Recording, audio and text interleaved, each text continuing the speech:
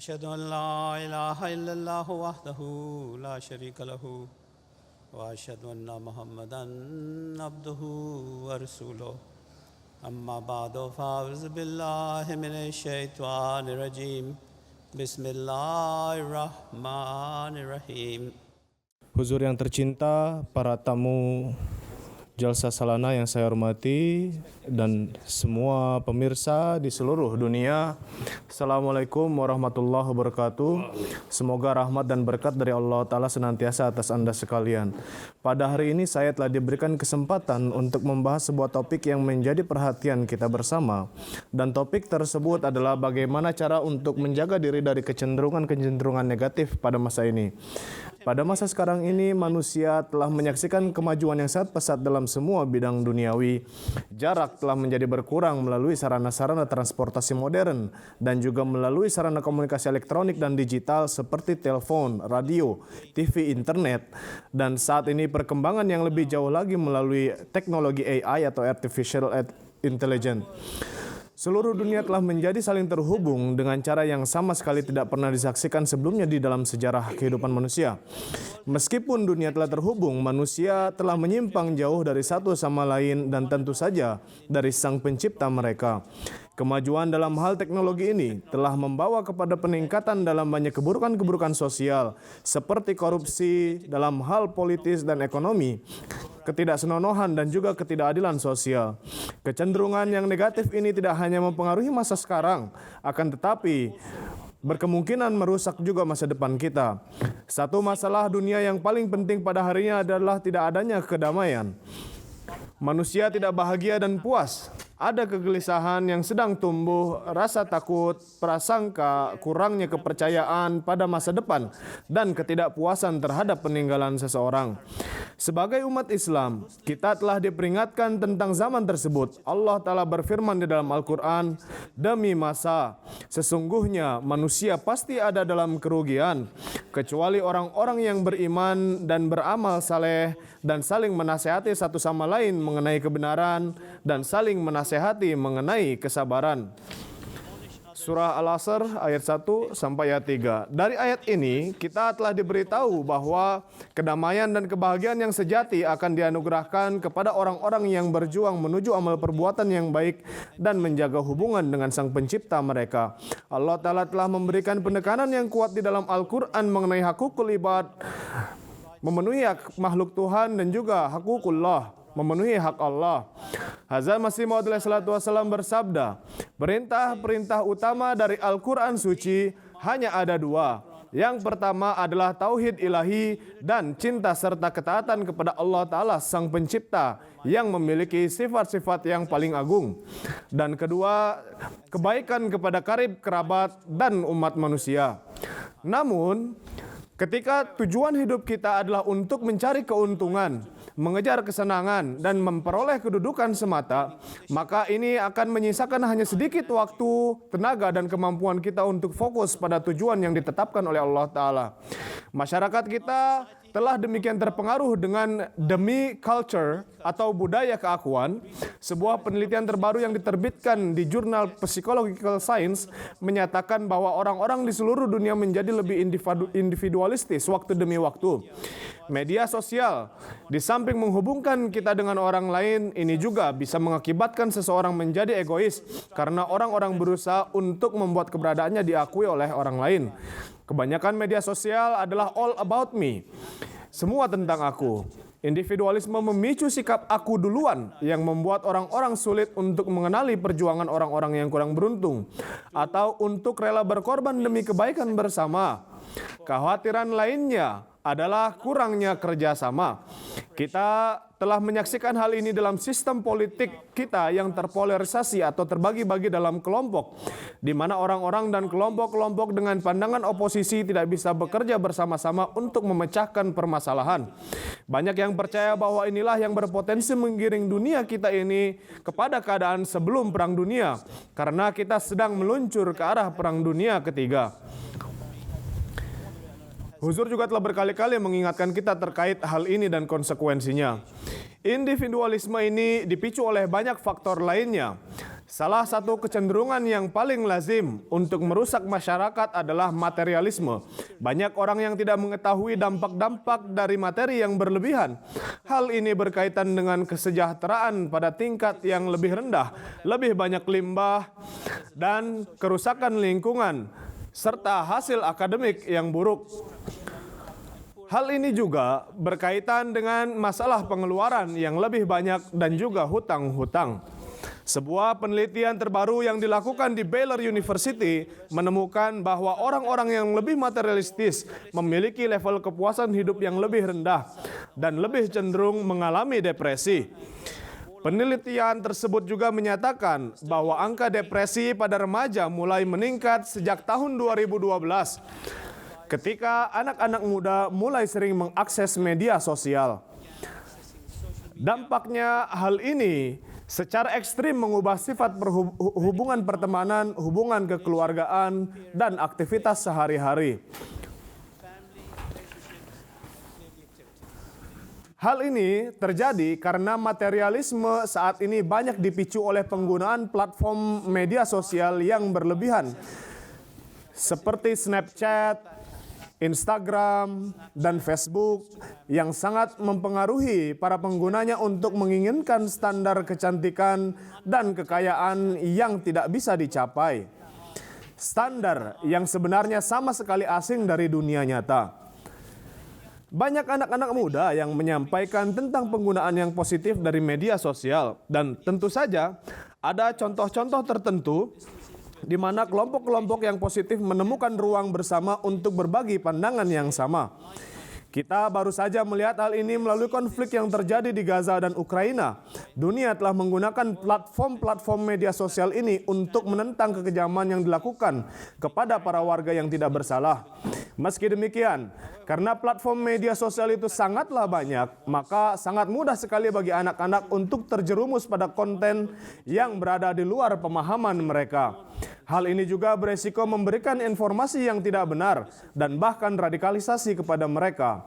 Bill Gates, salah seorang tokoh besar di bidang teknologi yang sangat berpengaruh di dunia, menyatakan bahwa ia membatasi seberapa banyak teknologi yang bisa digunakan oleh anaknya di rumah. Pada tahun 2007, Gates menerapkan sebuah batasan terhadap screen time atau durasi menatap layar ketika anak perempuannya mulai memiliki ketertarikan yang tidak sehat terhadap video game. Ia juga tidak membiarkan anak-anaknya memiliki ponsel sendiri sampai mereka berumur 14 tahun. Kemudian CEO dari platform Snapchat, Evan Spiegel, mengkonfirmasi di dalam sebuah wawancara dengan Financial Times bahwa ia dan istrinya hanya mengizinkan 1,5 jam saja per minggu untuk screen time bagi anak-anaknya.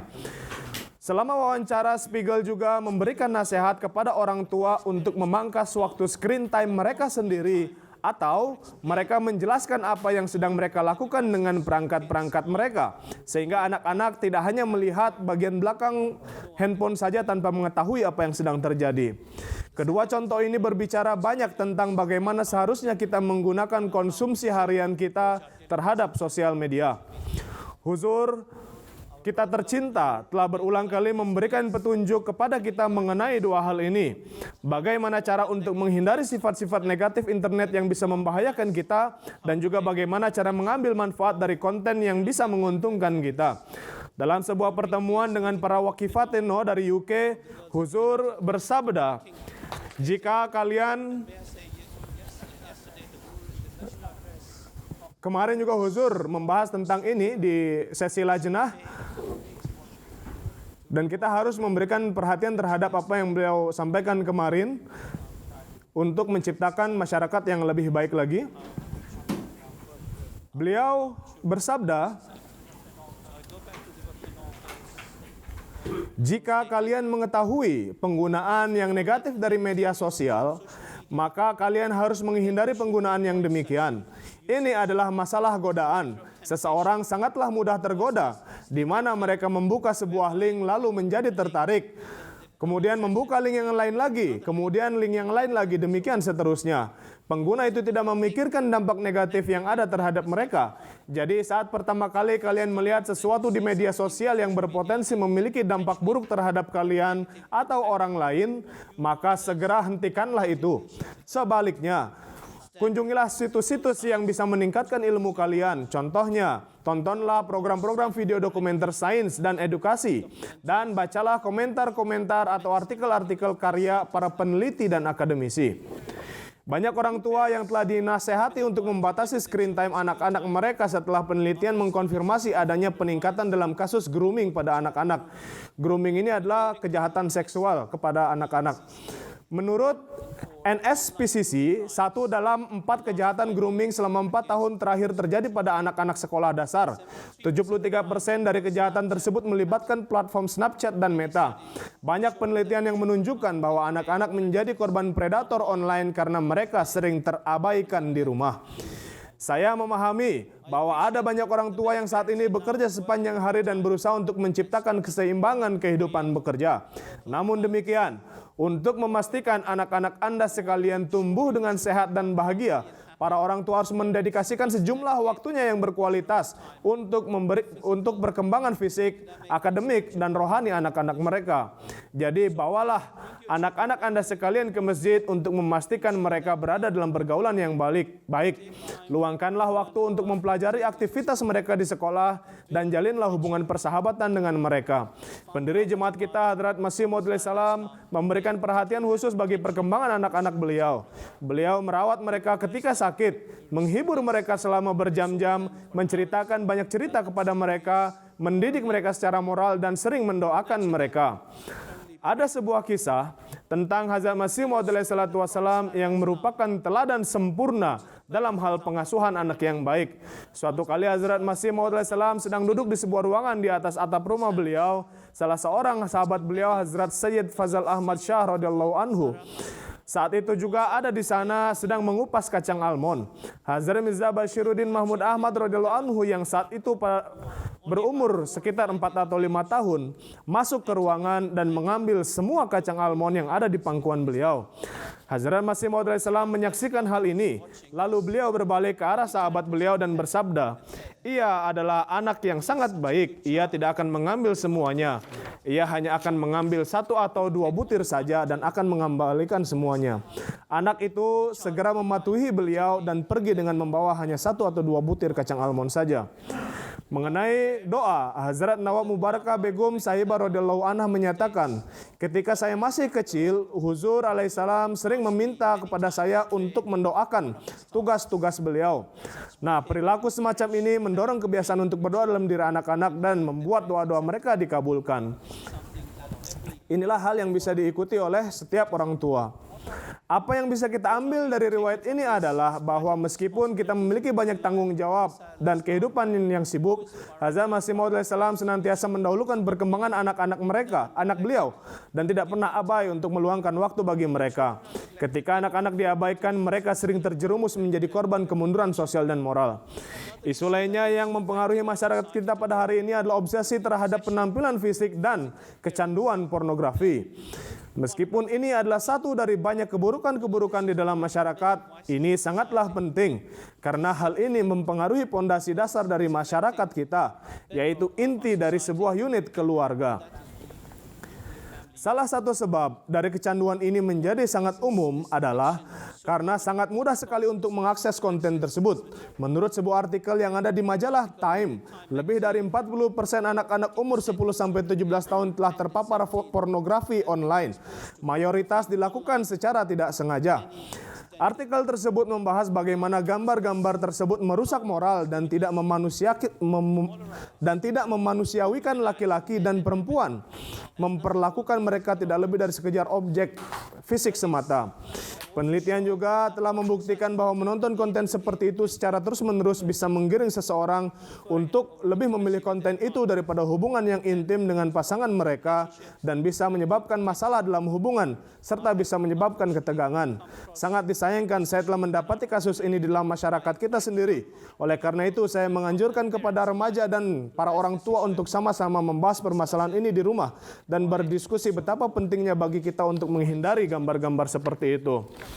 Paparan konten seperti itu menyebabkan hilangnya sifat polos seorang anak serta menghambat perkembangan alami dan rohaninya.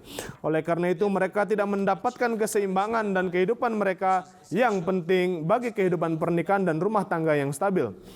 Sebagaimana yang telah saya sebutkan sebelumnya, Anda sekalian hanya perlu melihat kepada Al-Quran Suci untuk mempelajari bahwa agama kita mengajarkan kepada kita bahwa setiap hubungan yang kita jalin di dalam hidup menghasilkan sebuah tingkatan rasa hormat dan kemuliaan.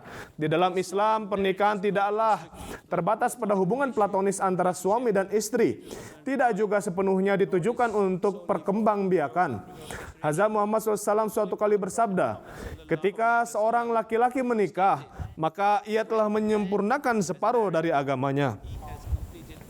Hal ini karena pernikahan dimaksudkan sebagai sebuah ikatan pemenuhan intelektual, emosional, dan rohani.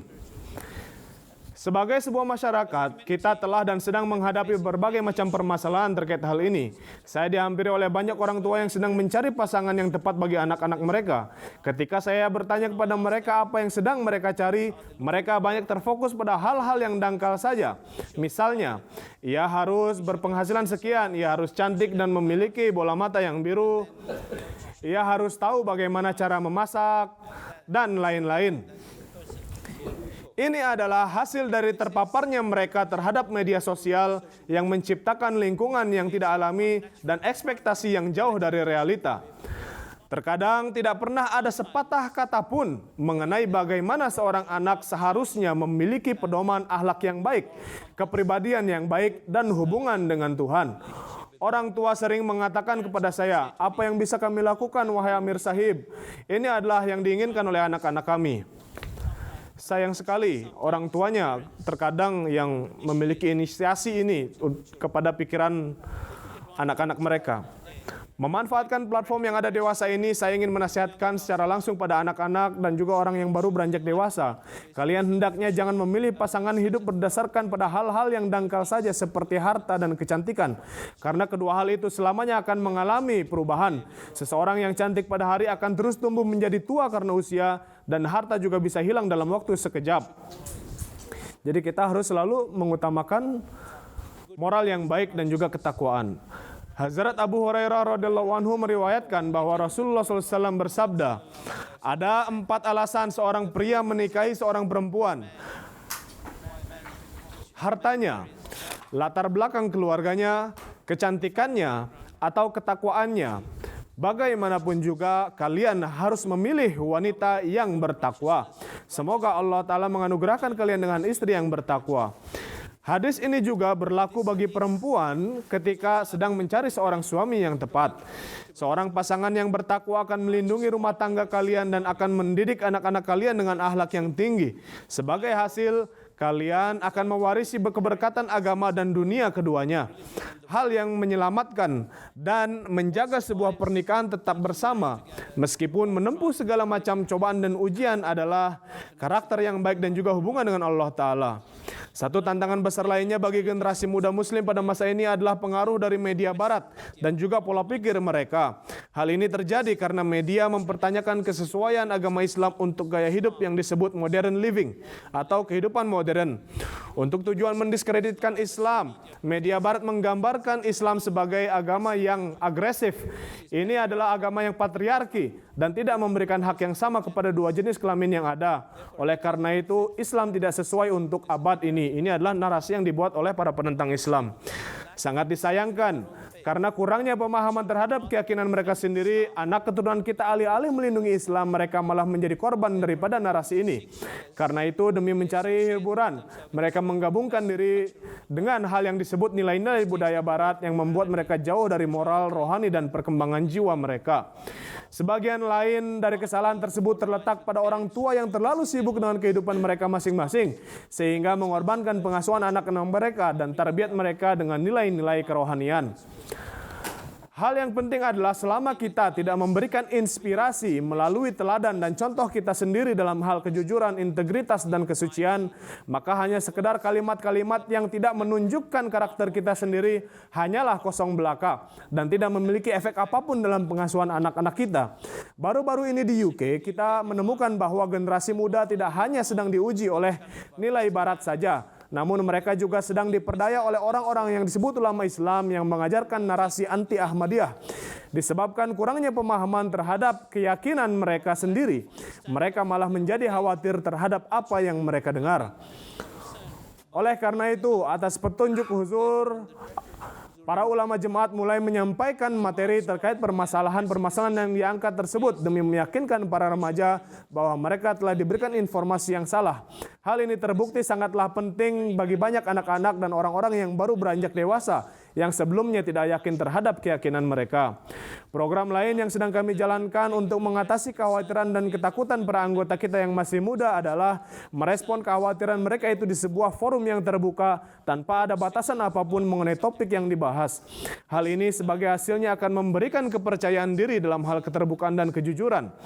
Tantangan besar selanjutnya yang kita hadapi adalah generasi yang baru ini merasa bahwa mereka memiliki pengetahuan yang paling benar dan bisa memiliki jawaban yang cepat melalui pencarian Google. Sesuatu yang gagal mereka pahami adalah semua yang ada dalam Google belum tentu autentik dan faktual. Dan bagi pikiran orang yang tidak berpengalaman, ini terbukti sangat bisa merusak. Ketika Anda menolak anak-anak mengenai pandangan tertentu, mereka akan langsung mengarahkan Anda ke sebuah pencarian Google untuk membuktikan narasi mereka. Kita mengetahui bahwa cara kerja Google adalah melalui algoritma.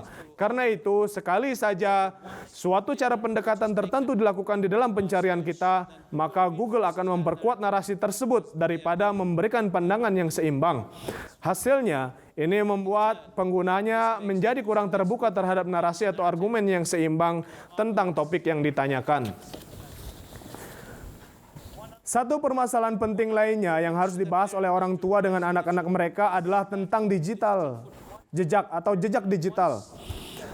Satu kali saja sesuatu diunggah di internet, maka selamanya akan ada di sana dan bisa digunakan untuk menentang seseorang di kehidupan yang akan datang ketika mereka mungkin memiliki pandangan yang tidak sama lagi, namun akan selalu ternodai oleh hal itu. Tantangan lainnya adalah kekuatan periklanan. Melalui iklan, banyak sekali orang yang tertarik kepada game atau permainan, makanan, dan minuman yang kebanyakan sangat tidak sehat bagi pikiran dan tubuh mereka. Game-game tersebut seringkali menggambarkan pertentangan, demikian juga pembunuhan dan penghancuran yang membuat anak-anak ini tidak menyadari kekerasan semacam itu, sehingga membawa mereka pada kurangnya kasih sayang, empati, dan pemahaman. Penelitian terkini juga menyatakan bahwa paparan yang berlebihan terhadap media sosial bisa membuat kecanduan dan memiliki manifestasi secara fisik terhadap perubahan jaringan otak anak-anak. Ini menyebabkan jangka waktu perhatian atau konsentrasi yang lebih pendek, dan kita melihat itu di dalam lingkungan kita sendiri ketika anak-anak diizinkan menghabiskan banyak waktu di depan layar. Hal ini sekarang menjadi perhatian bagi otoritas-otoritas nasional. Bahkan di Cina sendiri, pemerintah telah menetapkan batasan durasi waktu yang bisa diluangkan anak-anak di depan layar. Berdasarkan sebuah artikel yang diterbitkan oleh BBC, dikutip bahwa sekolah-sekolah di Inggris telah diberikan panduan yang baru yang ditujukan untuk menghentikan penggunaan ponsel selama waktu-waktu sekolah. Alasannya adalah tindakan ini tujuannya untuk meminimalisir gangguan dan meningkatkan standar perilaku di dalam ruangan kelas. Saat ini kita sedang melihat pengaruh dari penggunaan ponsel yang berlebihan di kalangan pasangan muda yang sudah menikah. Karena rentang perhatian yang pendek dan kurangnya kesabaran telah menyebabkan suatu permasalahan yang besar dengan komunikasi. Ada sebuah contoh terbaru yang menarik perhatian saya, bahwa satu pasangan muda yang sudah menikah sedang duduk bersama di sebuah ruangan, dan alih-alih berbicara satu sama lain, mereka malah berkomunikasi melalui chat.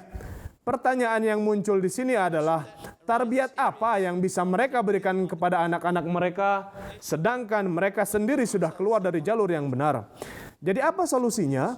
Yang paling pertama adalah orang tua harus memperbaiki diri mereka sendiri dan menjadi teladan yang patut ditiru bagi anak-anak mereka. Huzur telah memberikan nasihat terkait hal ini kemarin. Dan beliau sangat membahas hal ini dengan sebaik-baiknya. Dan bahkan beliau menyampaikan ini berkali-kali. Beliau juga memerintahkan kepada kita untuk kembali kepada dasar dan mengamalkan prinsip-prinsip agama Islam di dalam lingkungan rumah dan sepanjang hidup kita. Ya, salah satunya beliau menyebutkan untuk melaksanakan sholat berjamaah secara dawam 5 waktu dan memberikan waktu yang berkualitas kepada anak-anak kita, baik bagi perkembangan akademik maupun perkembangan rohani mereka. Kita juga harus memberikan sedikit waktu, hanya sedikit waktu dari media sosial kita, dan memberikan lebih banyak waktu untuk membaca, bermain, dan bergaul bersama mereka. Kemudian masalah lainnya dari ketergantungan yang berlebihan penggunaan media sosial serta materialisme secara umum adalah melemahnya hubungan antara orang tua dan anak-anak, khususnya ketika orang tua telah mencapai usia lanjut. Allah telah berfirman di dalam Al-Quran, dan Tuhan engkau telah memerintahkan supaya engkau jangan menyembah selain kepadanya dan berbuat baiklah kepada ibu bapa. Jika salah seorang dari mereka atau kedua-duanya mencapai usia lanjut selama engkau masih hidup, maka janganlah engkau mengatakan terhadap keduanya, dan janganlah engkau hardik keduanya. Berkatalah kepada keduanya dengan perkataan yang baik, dan rendahkanlah sayap kerendahan hati terhadap keduanya karena kasih sayang. Dan katakanlah, wahai Tuhan, kasihilah mereka berdua sebagaimana mereka berdua telah mendidikku semasa kecil. Ayat-ayat ini menjelaskan bahwa setelah tauhid Allah, umat manusia harus memprioritaskan orang tua mereka di atas hal apapun yang telah mencapai usia tua, baik melalui sikap cinta, kasih sayang, dan kebaikan mereka. Suatu kebenaran yang menyedihkan pada hari ini adalah masyarakat menganggap orang tua sebagai suatu beban. Hal ini sudah mulai terjadi. Di dalam sebuah laporan yang diterbitkan oleh The Independent pada tahun 2019 telah dikonfirmasi bahwa seorang pria berkebangsaan Amerika membawa orang tuanya yang lemah yang mengidap penyakit demensia naik pesawat dari Los Angeles menuju UK, di mana ayahnya tersebut ditinggalkan di sebuah terminal di Hereford. Dan tidak ada cara apapun bagi seseorang untuk melacak keluarganya kembali. Semua itu dilakukan untuk menghindari biaya perawatannya. Di Amerika hal ini menjadi fenomena yang umum dan bahkan telah diberikan judul khusus granny dumping atau menelantarkan kakek nenek. Betapa anehnya judul tersebut mungkin terdengar. Diperkirakan ada sekitar 100.000 lansia Amerika yang diabaikan setiap tahunnya oleh kerabat keluarga yang tidak mampu atau tidak mau membantu merawat mereka atau membayar biaya perawatan mereka. Tidak hanya terjadi di Amerika saja, tetapi ini terjadi seluruh dunia. Saya memahami bahwa kita sedang menghadapi krisis ekonomi. Namun demikian agama Islam mengajarkan kepada kita bahwa kita seharusnya jangan pernah meninggalkan tanggung jawab kita kepada orang tua. Kalau misalkan tidak bisa secara finansial, maka Anda bisa memberikan waktu kepada orang tua. Masaklah untuk mereka. Berikanlah apa yang Anda bisa dan peduli terhadap mereka sebagaimana mereka peduli terhadap Anda ketika kecil. Diriwayatkan bahwa suatu kali Nabi Musa alaihissalam bertanya kepada Allah, wahai Allah, siapakah yang akan menjadi temanku atau pendampingku di surga? Maka Allah mewahyukan kepada beliau bahwa seorang tukang daging akan menjadi teman beliau di dalam surga. Nabi Musa terkejut dan tertarik. Apa yang sangat spesial dari tukang daging ini? Jadi Allah mengarahkan beliau ke toko si tukang daging. Beliau pergi ke sana dan melihat ada seorang pemuda yang sedang bekerja dan melayani pelanggannya. Nabi Musa tetap tinggal bersama si tukang daging sampai akhir hari. Si tukang daging lalu menutup tokonya, meletakkan sebagian daging di dalam kantong kecil dan kemudian pulang ke rumah. Nabi Musa alaihissalam bertanya kepadanya, apakah saya bisa menemanimu pulang? Lalu tukang daging itu menyetujuinya. Tukang daging sampai di rumah, berbaring di atas kasur di rumahnya. Nabi Musa alaihissalam melihat bahwa ada seorang lansia, seorang perempuan yang cacat. Tukang daging lalu pergi ke dapur dan menyiapkan daging untuk dimasak. Ketika daging tersebut sedang dimasak, ia mencuci wajah perempuan tua tersebut, menggantikan pakaiannya dan menyisirkan rambutnya. Kemudian ia membawakan makanan yang telah dimasak dan menyuapkannya kepada perempuan itu dengan tangannya sendiri sampai wanita itu merasa kenyang. Kemudian tukang daging itu mengangkat perempuan lansia itu kembali ke atas ranjangnya. Saat yang melakukan itu, perempuan lansia tersebut membisikkan sesuatu ke telinganya yang membuat tukang daging itu tersenyum. Nabi Musa berkata kepada pria itu, "Siapakah perempuan ini dan apa yang dikatakan sampai kamu tersenyum?" Ia menjawab, "Perempuan ini adalah ibuku. Kapanpun aku melakukan sesuatu untuknya, ia mengatakan kepadaku, 'Wahai anakku, semoga Allah tidak pernah membiarkan kerja kerasmu terhadapku berlalu tanpa mendapatkan pahala, dan semoga Dia menjadikanmu sebagai pendamping bagi Musa putranya Imran di dalam surga nanti.'" Jadi Anda bisa melihat bagaimana betapa pentingnya ya untuk merawat orang tua. Huzur kita tercinta selanjutnya menjelaskan perihal ini di dalam sebuah khutbah Jumat yang disampaikan pada tanggal 23 Januari 2004. Beliau bersabda, "Pendidikan moral dari berbuat baik kepada sanak saudara adalah sama baik bagi laki-laki dan perempuan tanpa ada perbedaan apapun. Dengan bersikap baik kepada keluarga, hubungan antara seorang pria dan istrinya juga akan berkembang karena keduanya akan sama-sama perhatian terhadap perasaan pasangan mereka. Keluarga yang seperti ini mendatangkan kedekatan pada Allah Ta'ala dan rumah tangga tersebut akan menjadi gambaran dari surga di dunia ini."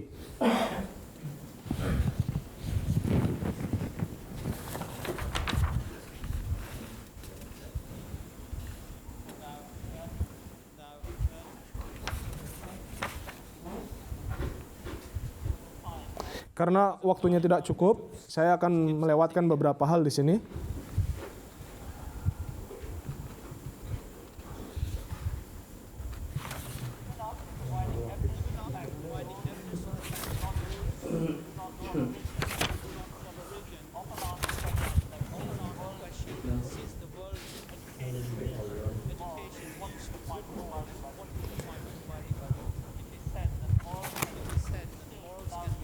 Bahkan setelah menampilkan bukti-bukti mengenai fakta ini, orang-orang yang tidak menganut agama sering mengajukan pertanyaan. Karena pendidikan duniawi membawa kepada moral yang baik, maka apa gunanya taat kepada agama? Tidak perlu menjadi religius. Huzur telah memberikan jawaban mengenai ini disampaikan pada khutbah Jumat tanggal 24 April 2015 bersabda, "Hal yang sulit untuk memisahkan agama, moralitas, dan kebutuhan materi seseorang. Seseorang yang religius tidak bisa memisahkan moralitas dari agama, dan ia juga tidak bisa mengabaikan pikiran untuk memiliki kebutuhan-kebutuhan materi. Orang-orang yang tidak mengikuti agama mempertahankan bahwa seseorang membutuhkan moral yang baik dan kesuksesan materi. Sedangkan seorang muslim sejati akan mempertahankan bahwa manusia juga membutuhkan agama karena agama bisa membawa seseorang kepada Tuhan." Sepanjang pidato saya ini, saya telah menyebutkan beberapa kecenderungan-kecenderungan negatif yang lazim terjadi pada masyarakat kita dewasa ini. Namun demikian, solusi atas semua permasalahan ini adalah hubungan yang mendalam dengan Allah Ta'ala dan juga sikap yang baik terhadap umat manusia. Pengutusan Hazrat Masih Maud SAW telah terjadi pada saat dunia sangat membutuhkannya. Sesuai dengan nubuatan Rasulullah SAW, Al-Masih pada masa ini akan datang ketika ajaran Al-Quran, meskipun ajaran itu demikian cemerlangnya, telah mulai pudar dari hati manusia. Kita sangat beruntung telah menerima pesan Islam Ahmadiyah. Institusi khilafat yang penuh berkat ini telah mengusung pesan Hazrat Masih Maud SAW pada abad ke-21 ini. Huzur kita tercinta terus mendedikasikan hidup beliau untuk jemaat dengan memberikan petunjuk dan dukungan ketika dibutuhkan, untuk membantu mengendalikan diri kita sendiri terhadap kecenderungan-kecenderungan negatif pada masyarakat ini. Semoga Allah Ta'ala senantiasa memberkati khalifah kita dengan kesehatan yang baik dan kesuksesan. Amin. Jazakumullah.